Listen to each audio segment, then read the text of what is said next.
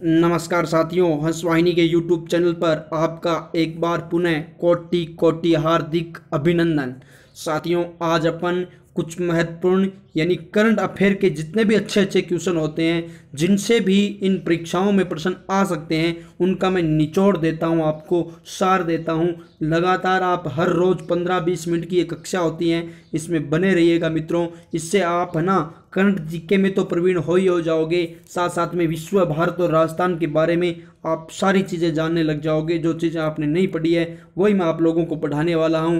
तो मित्रों, आज शुरू करते हैं और साथ साथ में ध्यान रखिएगा, मैं आप लोगों को एक एक प्रश्न के साथ बहुत ज़बरदस्त फैक्ट है वो आप लोगों को मैं बताने वाला हूं। अंत में आपके लिए एक अच्छा सा है ना, ज़बरदस्त सा ना, धांसू सा प्रश्न भी पूछा गया है। वो प्रश्न भी आप लोग क्या करोगे, उसका उत्तर भी आप कमेंट बॉक्स में धांसू सा उत्तर दोगे। और साथ साथ में ये भी ध्यान रखना साथियों, आपके लिए एक मोटिवेशन कोड भी मैंने सजो के रखा है ना। इसके लिए आप लोग है ना अंत तक जुड़े रहिए, कोई ज़्यादा नहीं है ना, थोड़े ही मिनट का काम है। तो शुरू करते हैं मित्रों। पहला प्रश्न, हाल ही में आत्मनिर्भर भारत के लिए कितने गायकों ने मिलकर जयतु जयतु भारतम गीत बनाया? तो अब हमें यह ध्यान रखना है कि ये गीत किसने बनाया। हाल ही में आत्मनिर्भर भारत के लिए किसने बनाया गीत, कितने कलाकारों ने मिलकर बनाया? उत्तर तो हमारा ये होना चाहिए। तो देखिएगा, बात करते हैं हम इस उत्तर की। तो ये 211 व्यक्तियों ने मिलकर के क्या किया है, कलाकारों ने, टॉप क्वालिटी के कलाकार है, जिसमें ना लता मंगेशकर से लेकर के है ना आशा भोसले और अन्य जो कलाकार टॉप क्वालिटी के, वो शामिल है। आत्मनिर्भर भारत के लिए जयतु जयतु भारतम गीत बनाया है। मित्रों, ये आत्मनिर्भर अभी चल रहा है, आप लोग जानते होंगे, आत्मनिर्भर भारत एक अभियान चल रहा है, मतलब खुद पर निर्भर होना सीखिएगा मित्रों। आप भी अपने पैरों पर खड़ा होना सीखिएगा ना, हर प्रकार से खुद पर आत्मनिर्भर। ये सोच के देखो कि ये चीज़ आज हम इस पर निर्भर है, अगर ये कल नहीं है तो हम अपना है ना, हम किसके बलबूते खड़े रह सकते हैं। इस प्रकार की कई चीज़ें अपने मन में है ना कुरेंदो, और उससे जो उत्तर प्राप्त होता है ना, जो आप लोगों को संशय, शंका होती है, डाउट होती है, उसको दूर करने की पूरे प्रयास आप लोग करना शुरू कर दो, तभी तो आप बनोगे आत्मनिर्भर, है ना। और रही बात यहाँ किसकी, यहाँ इस प्रश्न के उत्तर की, तो 211 हो गया। आत्मनिर्भर भारत अभी हाल ही में शुरू किया है। और मित्रों, इसमें एक चीज़ पर जोर दिया गया, वो आप सब लोग जानते हो, कौन सा? स्वदेशी, है ना। स्वदेशी अपनाने पर पूरी तरह से क्या दिया गया है, जोर दिया गया है। तो वो भी ध्यान रखना, क्योंकि जब स्वदेशी हम चीज़ों पर ध्यान देंगे ना, लोकल इज वोकल, है ना, स्वदेशी ही सबसे क्या होती है, अच्छी होती हैं, है ना। वो चीज़ें हमारे पास मिल जाती हैं, है ना, हर समय उपलब्ध होती हैं, उन्हीं का हम प्रयोग करेंगे, अच्छी क्वालिटी की होती है, ठीक है। तो धीरे धीरे सब कुछ ठीक हो जाएगा और हम आत्मनिर्भर हो जाएंगे, ठीक है। तो यह आपका आज का पहला प्रश्न, टॉप क्वालिटी का प्रश्न, धांसू प्रश्न। अब चलते हैं हम आगे अगले प्रश्न की ओर। अगला प्रश्न हमारा है कि हाल ही में अली बाबा के संस्थापक, ध्यान देना अभी प्रश्न क्या है, हाल ही में अली बाबा के संस्थापक जैक मा, हाल ही में अली बाबा के संस्थापक, और संस्थापक का नाम है जैक मा, ठीक है, ने किस बैंक के बोर्ड से इस्तीफा देने की क्या कर दी है, घोषणा कर दी है। तो हमें ये बताना है कि इन्होंने ये इस्तीफा है किस बैंक से दिया है ना। तो ध्यान देना, ये बैंक है सॉफ्ट बैंक। कौन सा बैंक है? सॉफ्ट बैंक से इन्होंने क्या दे दिया, इस्तीफा देने की घोषणा कर दी है। और अली बाबा को आप अच्छी तरह से जानते होंगे, और साथ साथ में सॉफ्ट बैंक के बारे में आपको जानकारी रखनी चाहिए मित्रों। इसकी जो स्थापना हुई कब हुई, 1981 में हुई। कब हुई? 1981 में। इसके अगर हेडक्वार्टर की बात करो आप लोग, तो हेडक्वार्टर हो जाएगा टोक्यो। कौन सा हो जाएगा? टोक्यो। और सब लोग जानते हो टोक्यो कहाँ पर है, जापान में है। कहाँ पर है? जापान में। और ये भी आप लोग जानते होंगे, इसके जो सीईओ है वो कौन है? मेशिबोशी सोन। मेशिबोशी सोन इसके क्या है, सीईओ है। और अब अपन बात करेंगे मित्रों किसके बारे में, अगले एक और महत्वपूर्ण प्रश्न के बारे में। अगला अपना प्रश्न है, बहुत ही अच्छा सा प्रश्न है कि हाल ही में रत्नाकर मतकरी का निधन हो गया, वह कौन थे, है ना। हाल ही में रत्नाकर मतकरी का निधन हो गया, वो कौन थे? क्या वह पत्रकार थे, या फिर वो क्या थे, लेखक थे? नहीं तो फिर क्या गायक थे, या फिर वो क्या हो सकते हैं, राजनेता? लेकिन प्रश्न का उत्तर बताना होगा हमें मित्रों सही। तो जब इस प्रश्न के सही उत्तर की हम बात करेंगे तो हमारा उत्तर आएगा यानी कि लेखक, है ना। 2 नंबर हमारा प्रश्न का उत्तर सही है कि इसका उत्तर क्या है, लेखक है। ये क्या थे मित्रों, लेखक थे। और ये भी आप लोगों को जानकारी होनी चाहिए कि ये जो लेखक थे मराठी भाषा के थे। किसके थे भाई? मराठी भाषा के थे, ठीक है। तो ये आप लोगों को याद रखना है। मराठी के लेखक थे, साथ साथ में ये क्या थे, नाटककार भी थे, है ना। इन्होंने एक उपन्यास लिखा था मराठी साहित्य की दुनिया, जिसके लिए इन्हें ना बड़ी ही भूरी भूरी प्रशंसा मिली थी। ठीक है, तो ये बात मैंने आप लोगों को बताई गई है। यानी ये मराठी भाषा के क्या थे मित्रों, लेखक थे। किसके लेखक थे, मराठी के, है ना। और उपन्यास की मैंने बात की, उपन्यास का नाम क्या था, मराठी साहित्य की दुनिया। उसके लिए इनकी क्या हुई, प्रसिद्धि हुई। तो इनका अब हाल ही में क्या हो गया, निधन हो गया है। तो ये प्रश्न हमारे लिए एक अच्छा, है ना, रामबाण साबित होगा। अब हम अगले प्रश्न की ओर चलते हैं। अगले प्रश्न की बात करेंगे तो प्रश्न क्या है, हाल ही में WHO के 23वें सत्र में भारत का प्रतिनिधित्व किसने किया है। ध्यान देना, बहुत अच्छी बात है यहाँ पर ना।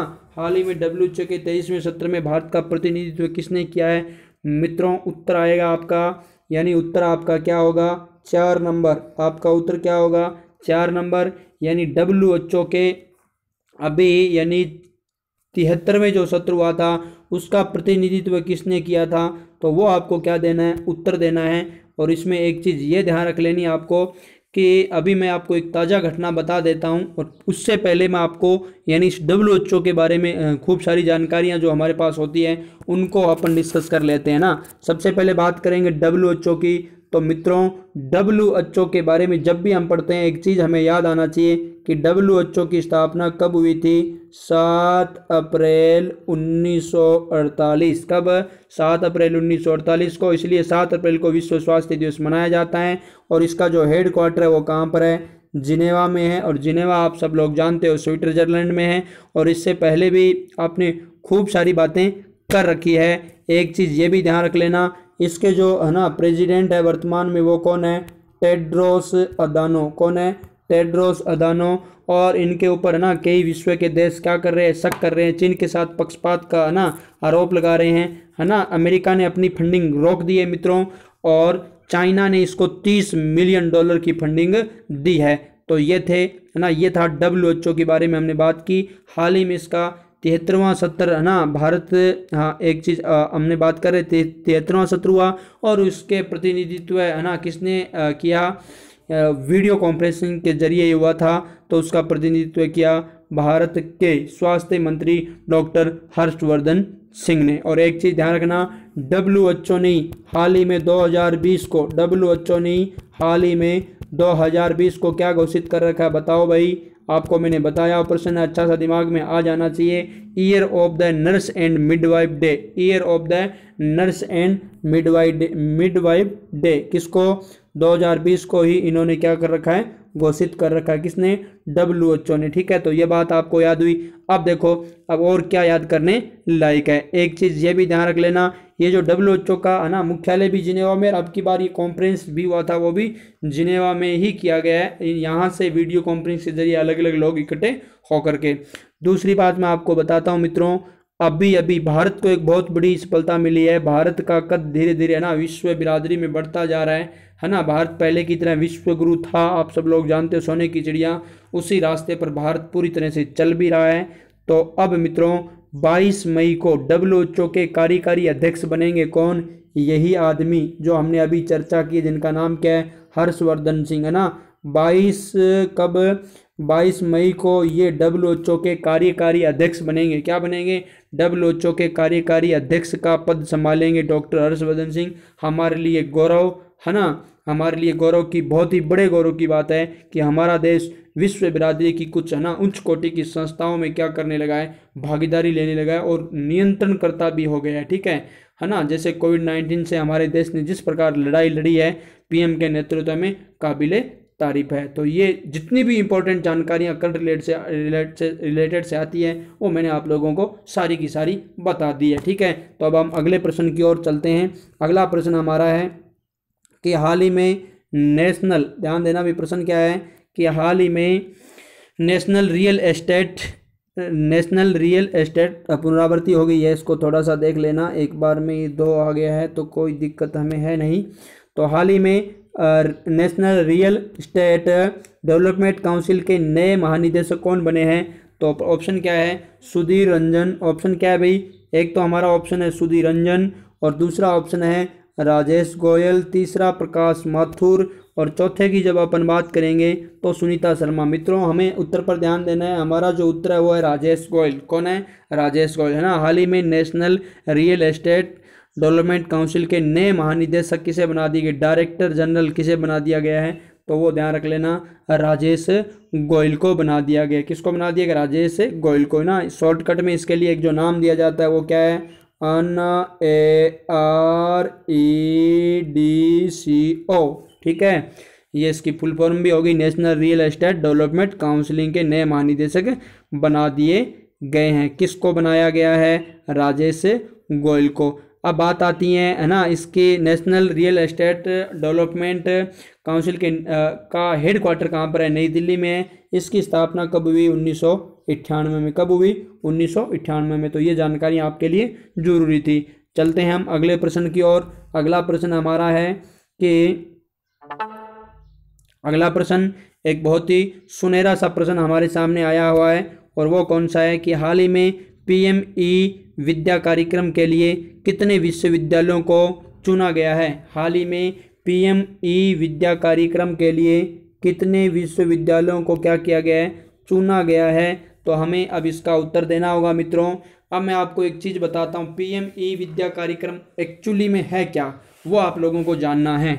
सबसे पहले मित्रों है ना, PME विद्या कार्यक्रम की बात करें तो ये एक ऐसा कार्यक्रम है जिसके माध्यम से देश भर के विद्यार्थियों को ऑनलाइन पढ़ाई करवाई जाएगी, है ना। PME विद्या कार्यक्रम 1 से लेकर के 12वीं कक्षा तक के विद्यार्थियों को ऑनलाइन क्या करवाई जाएगी? पढ़ाई करवाई जाएगी। और इसके लिए मित्रों कुल 12 चैनल बनेंगे। कितने चैनल बनेंगे? 12 चैनल बनेंगे, और इन प्रत्येक कक्षा का अलग अलग चैनल होगा, और इस चैनल के माध्यम से क्या करवाई जाएगी? पढ़ाई करवाई जाएगी, अध्ययन करवाया जाएगा। ये बात मैं PME विद्या कार्यक्रम की बात कर रहा हूँ, यानी उसी के तहत कितने चैनल बनेंगे? 12 चैनल। और ये DTH है ना, DTH जो चैनल है उसके माध्यम से क्या करवाया जाएगा? प्रसारित किया जाएगा। इसे टीवी पर भी देखा जा सकता है। आप सब लोग जानते होंगे कि मोबाइल पर हर चीज़ देखना क्या संभव भी नहीं है ना। या तो लैपटॉप स्क्रीन हो तो और बेहतर हो जाता है, और अगर टीवी की स्क्रीन हो LED की तो और भी बेहतर होता है। तो इस वजह से DTH पर और टीवी पर भी आएगा सारा, है ना, और सभी देशवासियों के लिए उपलब्ध होगा। प्रत्येक कक्षा का अलग अलग, है ना, एक श्रृंखलाबद्ध अध्ययन करवाया जाएगा।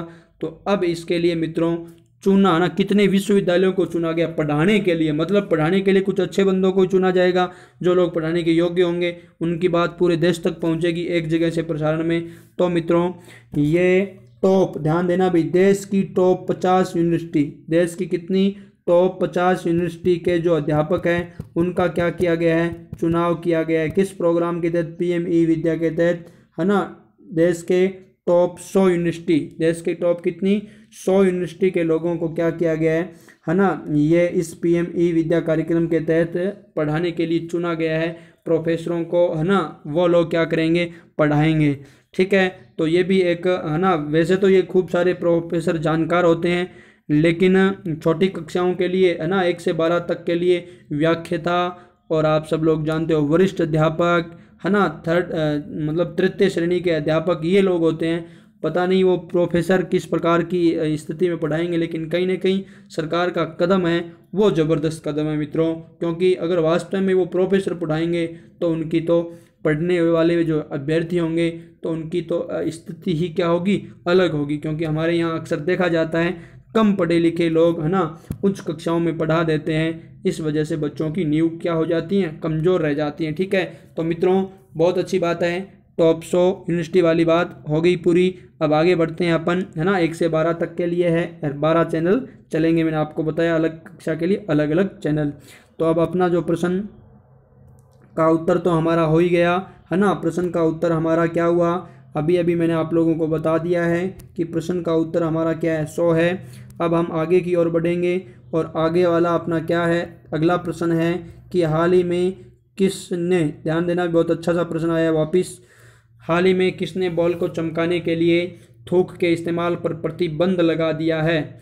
तो ध्यान दें मित्रों, ये संस्था, एक हमने कुछ दिनों पहले एक ऐसा प्रश्न आया था कि ऑस्ट्रेलिया, ये जो ऑस्ट्रेलिया की टीम थी, इसने पहले क्या लगाया था? रोक लगा दिया था, है ना, बॉल को चमकाने के लिए थूक का इस्तेमाल। मित्रों आप लोग अक्सर जब क्रिकेट देखते हो है ना, तो आपको पता होगा कि बॉलर है ना, उस बॉल को गेंदबाज क्या करता है, उसको कभी रगड़ता है, कभी रुमाल से रगड़ता है, कभी अपने पैर पर ऐसे रगड़ता है, कभी उसके मिट्टी भी रगड़ देता है। ठीक है, इस प्रकार वो करता रहता है। तो कहने का मतलब वो उस बॉल के साथ एक तरीके से हरकत करता है, और वो इसलिए ताकि बॉल उसकी क्या हो, कोई टर्न हो है ना, मतलब कोई घुमाव हो इस प्रकार का है ना, क्योंकि जैसे ही वो इस प्रकार की रगड़ होती हैं, जैसे ही वो धरती पर गिरती हैं तो वो टर्न खाती है, तो बॉल की स्थिति पर भी निर्भर होता है कुछ। तो इससे क्या होता है, इससे बॉलर क्या है, थूक से भी उसको क्या करता था, रगड़ता था। इस वजह से मित्रों अब क्या है, कोविड 19 की वजह से है ना, इसमें इसके फैलने का खतरा रह सकता है। इस वजह से इस पर क्या लगा दिया, प्रतिबंध। तो अब जो प्रतिबंध लगाया, किसने लगाया, आईसीसी ने। अब आईसीसी सभी की क्या है भाई, नियंत्रण पूरी क्रिकेट की करती है।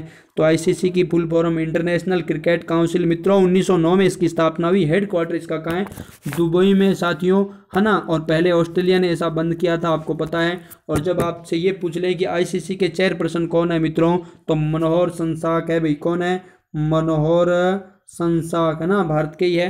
तो मनोहर संसाक आईसीसी के क्या है, चेयरपर्सन है। पूरी क्रिकेट पर नियंत्रण करने वाली ये संस्था है ना। बॉल को टर्न करने के लिए थूक का इस्तेमाल किया जाता था, इन्होंने प्रतिबंध लगा दिया कोरोना के कारण। ठीक है, अब प्रश्न नंबर अपने 8 की ओर चलते हैं।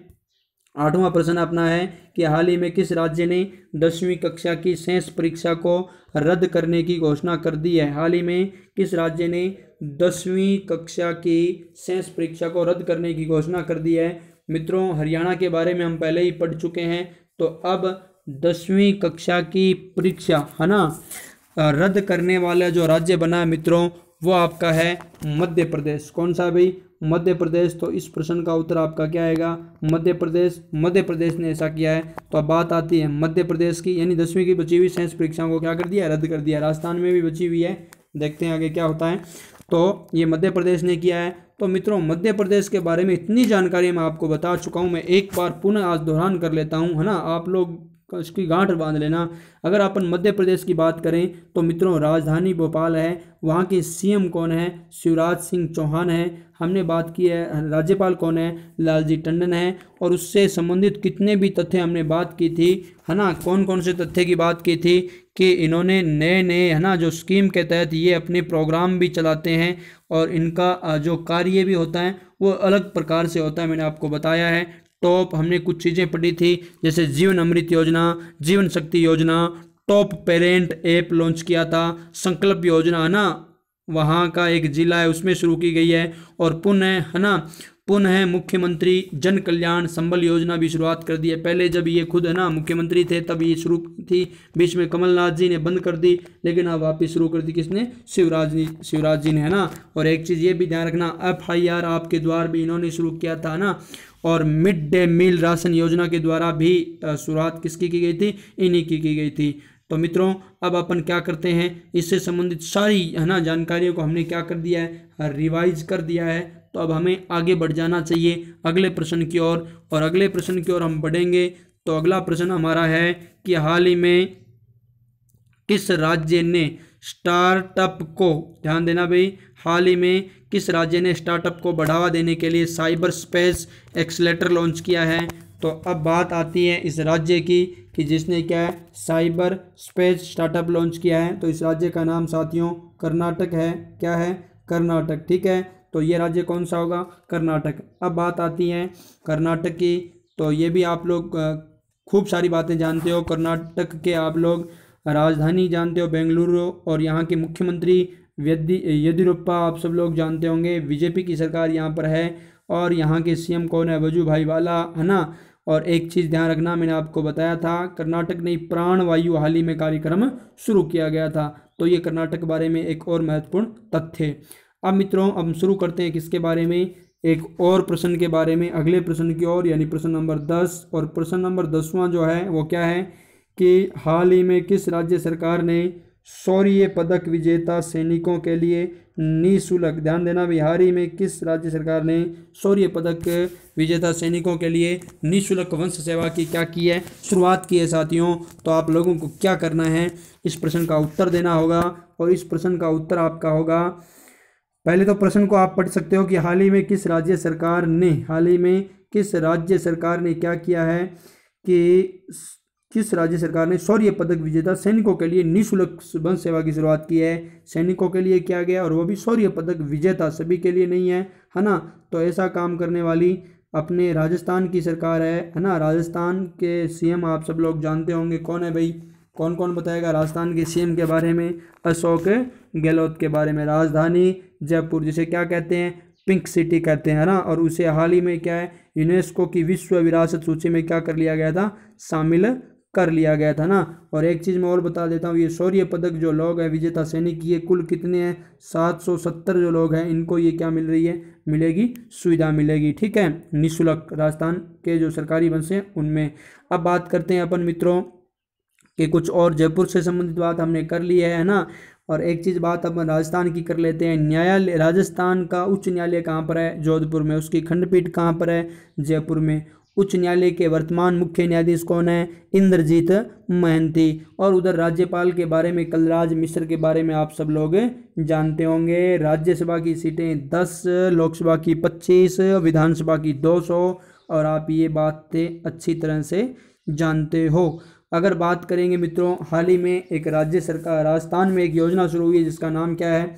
जिसका नाम है योजना, वो कौन सी है? सुपोषित माँ अभियान योजना है। जिसको लॉन्च किसने किया था? यानी लोकसभा स्पीकर जो हमारे वर्तमान में है ना, कोटा से सांसद है, जिसका नाम क्या है? ओम बिरला। और 17वीं विधानसभा की ये क्या है? स्पीकर है। तो इन्होंने ये प्रोग्राम को क्या किया? उद्घाटन किया, लॉन्च किया। नाम क्या है? माँ अभियान, ठीक है ना। ये अभियान है कौन सा? सुपोषित माँ अभियान। यानी माँ जब क्या रहेगी? कुपोषण से रहित, तो बच्चा अपने आप कुपोषण से रहित होगा। तो ये हमारा इंपॉर्टेंट प्रश्न था। अब मित्रों आज के लिए आपके लिए सबसे अच्छा और ज़बरदस्त सा प्रश्न आने वाला है। और वो कौन सा है कि आज का सवाल आपके लिए क्या है कि हाल ही में यूएनईपी की गुडविल एम्बेसडर के रूप में किसे नियुक्त किया गया? प्रियंका चोपड़ा, दीपिका पादुकोण, दिया मिर्जा, आलिया भट्ट। आपको मित्रों याद आ गई होगी है ना, बॉलीवुड की। किसी का तो मन करेगा है ना, अभी जैसे ही क्लास पूरी होते ही इनमें से किसी एक अभिनेत्री की क्या करेगी? कोई फिल्म देखना शुरू कर देंगे मित्रों। लेकिन नहीं, पढ़ाई लगातार जारी रखनी है, ठीक है। हाँ तो मित्रों इनमें से आपको बताना है कि हाल ही में यूएनईपी की गुडविल एम्बेसडर के रूप में किसे नियुक्त किया गया। तो आपको बताना है प्रियंका चोपड़ा या दीपिका पादुकोण, दिया मिर्जा या आलिया भट्ट। इनमें से कोई भी हो सकती है, आपको उत्तर देना है। और इनके बारे में आप लोग बता ही दोगे, यूएनईपी के बारे में तो आप बताओगे, ठीक है मित्रों। अब देखो आपके लिए एक सुनहरी सी चीज़, और वो क्या है? वो ये है कि देखो अच्छी सी एक मोटिवेशन कोड है कि रहा संघर्ष की जो चलता है वही संसार को बदलता है। रहा संघर्ष की जो चलता है वही संसार को बदलता है।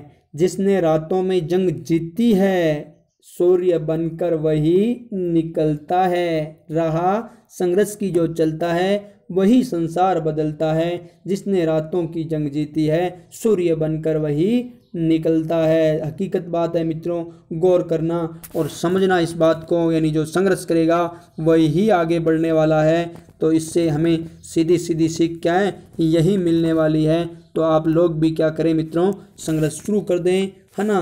कहने का मतलब रातों की जंग जो जीतता है वही क्या बनता है? सूर्य बन करके उदय होता है। कहने का मतलब आगे वो सफलता प्राप्त कर लेता है। तो आज के आपके इम्पोर्टेंट प्रश्न हुए मित्रों, और आज के लिए आपका प्रश्न भी आपको दिया।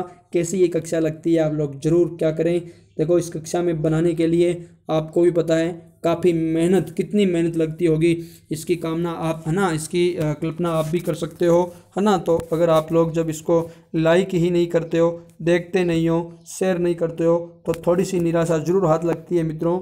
लेकिन आप लोग ऐसा किया करो, है ना, और खुद पहले देखा करो, उसके बाद अन्यों की जो भी बात है वो बाद की बात है मित्रों। इसी शुभकामना के साथ कि आप जल्दी ही क्या हो? सफल हो, हंसते रहो, मुस्कुराते रहो और खुश रहो, घर में ही रहो। जय हिंद, जय भारत, वंदे मातरम।